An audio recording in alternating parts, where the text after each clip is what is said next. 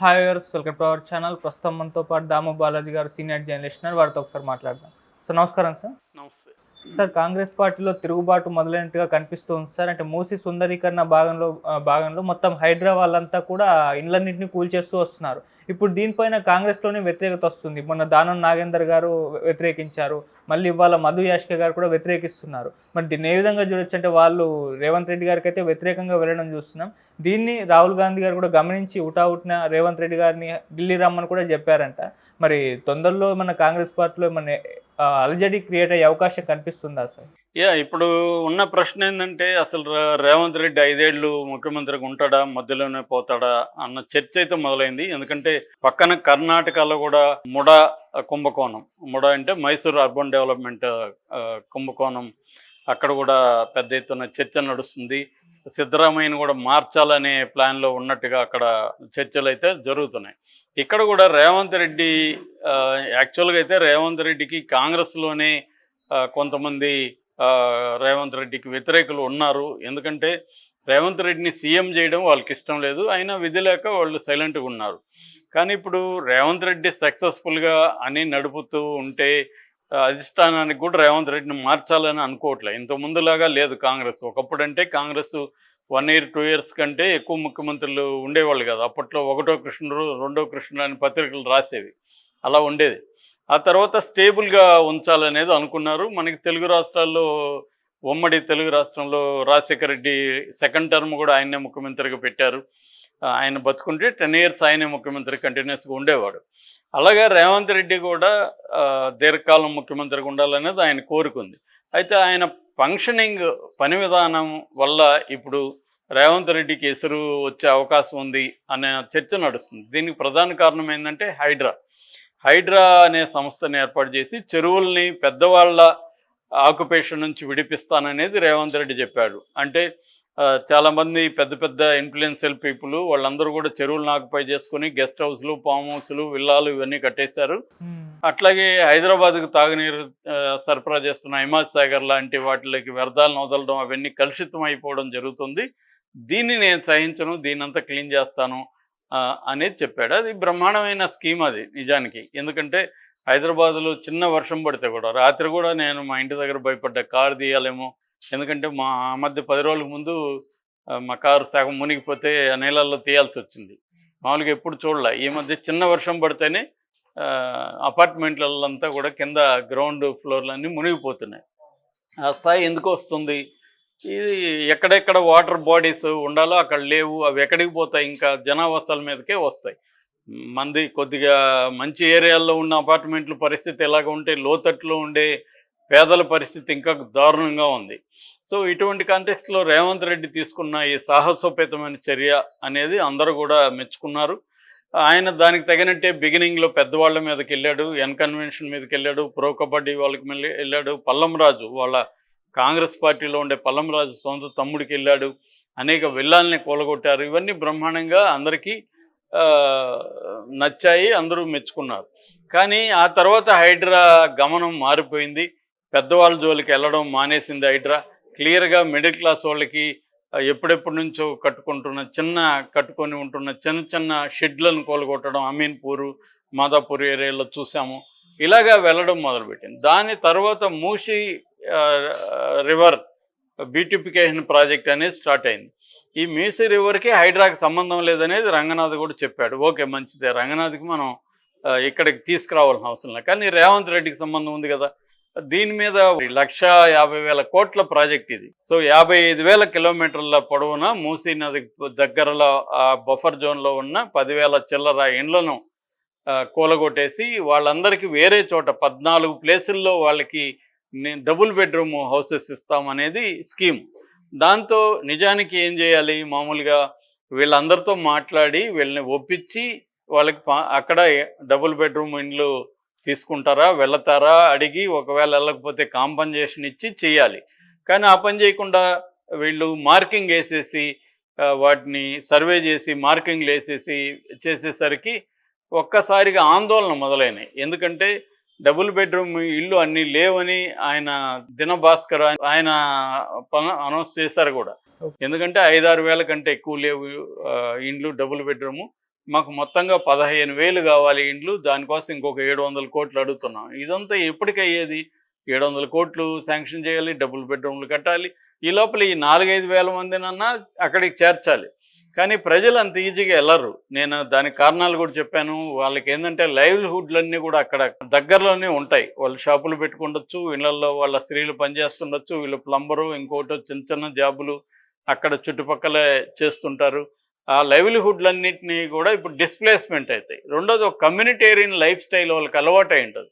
అందరితో కలిసిమెలిసి జీవించి ఒకరి సహాయం ఒకరు తీసుకుంటూ అలాగ ఉంటారు వాళ్ళు. దాన్ని ఇప్పుడు డిస్ప్లేస్ చేసి నువ్వు ఎక్కడో దూరంగా పెట్టేస్తే వాళ్ళు వెళ్ళడానికి వాళ్ళకి ఇంట్రెస్ట్ ఉండదు. ఇది అనేక సార్లు బాంబే, అదే ముంబై అండ్ కలకత్తా లాంటి ప్లేసుల్లో కూడా ఫెయిల్ అయినాయి. పెద్ద పెద్ద స్లమ్ముల్ని తొలగించడం కోసం వాళ్ళు ట్రై చేస్తే వాళ్ళు వెళ్ళలేదు. వాళ్ళకి బ్రహ్మాండమైన మల్టీ స్టోరీడ్ బిల్డింగ్లు కడితే ముంబై లాంటి చోట్ల వాళ్ళు దీన్ని వదిలిపెట్టి వెళ్ళలేదు. ఎందుకంటే ఇప్పుడు నేను చెప్పిన కారణాలన్నీ దానికి ఉంటాయి. అది టైం పడుతుంది. దానికి ఎన్జిఓ సహాయం తీసుకోవాలి.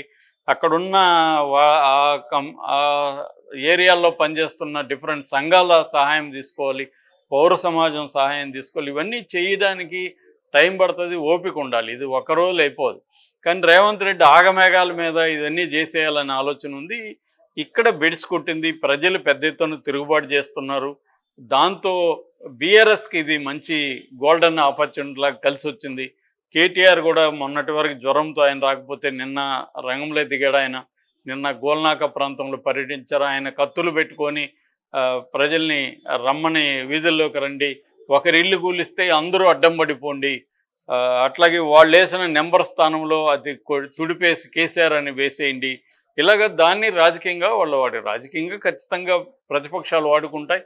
రెండోది వాళ్ళు ప్రజల ఆగ్రహాన్ని, ప్రజల దుఃఖాన్ని అడ్రస్ చేస్తూ పోతున్నారు కాబట్టి వాళ్ళకి సహజంగానే కేటీఆర్కి కానీ బీఆర్ఎస్కి కానీ ఈవెన్ కొన్ని చోట్ల బీజేపీ కూడా ఉద్యమాలు చేస్తుంది. ప్రధానంగా అయితే బీఆర్ఎస్ దీన్ని గట్టిగా చేస్తుంది. ఎందుకంటే బీఆర్ఎస్కి సిటీ పరిధిలో స్ట్రాంగ్ పార్టీ నిర్మాణాల నెట్వర్క్స్ ఉన్నాయి. అందుకని వాళ్ళు రంగంలోకి దిగారు. అట్లాగే ఈ సందర్భంగా కేటీఆర్ కొన్ని కీలకమైన కామెంట్లు కూడా చేశాడు. అదేంటంటే ఇది 1,50,000 కోట్లు అనేది పెద్ద స్కాము, అంత అవసరం లేదు. 2,400 కిలోమీటర్ల పొడవున్న గంగా నదిని క్లీన్ చేయడానికి 40,000 కోట్లు సరిపోతే 55 కిలోమీటర్ల పొడవున్న మూసీకి ఇంత అవసరమా అనేది ఆయన అడిగాడు. అట్లాగే సబర్మతికి నదిని క్లీనింగ్కి 7,000 కోట్లు తీసుకున్నారు. సో ఇది 1,50,000 కోట్లు అంటే సగం బడ్జెట్ స్టేట్ది. సగం బడ్జెట్ దీనికోసం పెట్టడం అవసరమా? నిజానికి 1920 తర్వాత 2020లో మాత్రమే మూసీ వల్ల అఫెక్ట్ అయినాయి ఇది. సో ఇది ఆయన మాట్లాడుతున్నాడు. సరే, ప్రతిపక్షాలంటే ఇవి మాట్లాడడం కామనే. కానీ ఇప్పుడు కాంగ్రెస్లోనే వ్యతిరేకత మొదలైంది. ఆల్రెడీ మనకు డే 1 నుంచి కూడా దానం నాగేంద్ర, కొత్తగా బీఆర్ఎస్ నుంచి కాంగ్రెస్లో చేరిన దానం నాగేంద్ర హైడ్రాను వ్యతిరేకిస్తున్నాడు. ఓపెన్గానే ఆయన రంగనాథ్కి కూడా వార్నింగ్లు ఇచ్చాడు. ఆ తర్వాత జగ్గారెడ్డి కూడా రంగంలో దిగాడు. ఆ తర్వాత అద్దంకి దయాకర్ కూడా విమర్శలు చేస్తున్నాడు. ఇప్పుడు కొత్తగా మధు యాష్కి, ఆయన పీసీసీ క్యాంపెయిన్ కమిటీకి చైర్మన్, ఆయన రంగంలో దిగి ఆయన నిన్న కొన్ని ఏరియాలని సందర్శించాడు. ఆయన 100% మీ ఇళ్ళకి జోలికి మా వాళ్ళు రారు అధికారులు, నేను హామీ ఇస్తున్నాను, మీరు ప్రశాంతంగా నిద్రపోండి, ఎటువంటి ఆందోళన వద్దు అని ఆయన హామీ ఇచ్చాడు. ఒకవేళ మీకు ఏమైనా జరిగితే నేను మీ తరపున కోర్టులో కేసేసుకు ఒక పైసా ఫీజు తీసుకోకుండా నేను ఒక అడ్వకేట్గా నేను ఆర్గ్యూ చేస్తాను అని ఆయన చాలా స్ట్రాంగ్గా మాట్లాడుతున్నాడు. రేవంత్ రెడ్డి ప్రభుత్వం మీద కూడా ఆయన విమర్శలు కూడా గట్టిగా చేశాడు. ఇది ఆయన చెప్పింది ఏంటంటే, మన్మోహన్ సింగ్ కాలంలో వచ్చిన భూసేకరణ చట్టాన్ని అనుసరించి వీళ్ళకి 4 రెట్ల నష్టపరిహారం చెల్లించి కానీ ఇండ్లను ఖాళీ చేయించకూడదు అనేది ఆయన ఇంకొక గొడవ లేపాడు రేవంత్ రెడ్డికి. మామూలు రేవంత్ రెడ్డి ఇప్పటివరకు ఏమనుకుంటున్నాడు, డబుల్ బెడ్రూమ్ ఇండ్లు 14 ప్లేసుల్లో కట్టి అక్కడికి 10,000 ఇండ్లని వాళ్ళని షిఫ్ట్ చేద్దాం అనుకుంటున్నాడు. కానీ ఈయన మధు యాష్కి ఒకటి వాళ్ళకి ఇప్పటివరకు వాళ్ళకి మరి ఐడియా ఉందో లేదో ఈయన ఐడియా ఇచ్చాడు.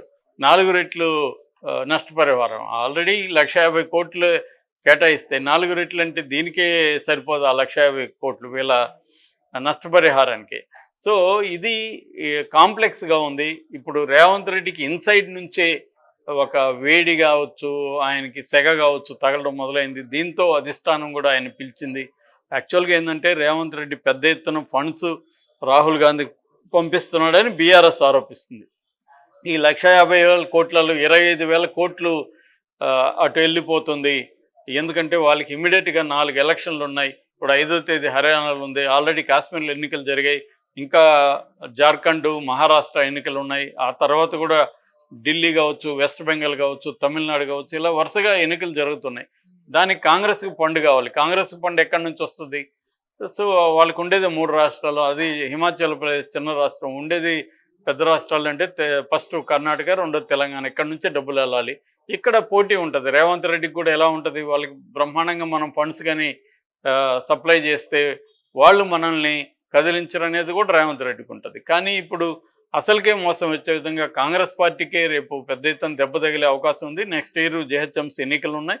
ఈ ఎన్నికల్లో కాంగ్రెస్ పార్టీ పెర్ఫార్మెన్స్ ఘోరంగా పడిపోయే అవకాశం ఉంది. ముఖ్యంగా కాంగ్రెస్ పార్టీకి ముందు నుంచి కూడా మన గ్రేటర్ హైదరాబాద్ పరిధిలో భయంకరమైన వీక్గా ఉంది కాంగ్రెస్ పార్టీ. ఉంటే బీఆర్ఎస్, రెండో ప్లేస్లో బీజేపీ ఉంటుంది. కాంగ్రెస్ పార్టీ ఇక్కడ పుంజుకోవాల్సిన అవసరం ఉంది. కానీ రేవంత్ రెడ్డి మరి ఎందుకు ఇది చేస్తున్నాడు అనేది ఇప్పుడు కాంగ్రెస్లోనే చాలా తీవ్రమైన విమర్శలు వస్తున్నాయి. అందరూ కూడా రేవంత్ రెడ్డికి కూడా చెబుతున్నారు చాలామంది, నువ్వు ఆగని. సో కాంగ్రెస్, నాకు తెలిసి రేవంత్ రెడ్డి ఆయన కూడా తెలివైన వాడే, ఆయన ఏం మూర్ఖుడు కాదు. సో ఆయన ఒక పద్ధతిలో వెళ్ళి ఉండొచ్చు, అది ఇప్పుడు రివర్స్ కొట్టి ఉండొచ్చు. ఆయన నేను అనుకోవడం వెనక్కి తగ్గుతాడు ఖచ్చితంగా.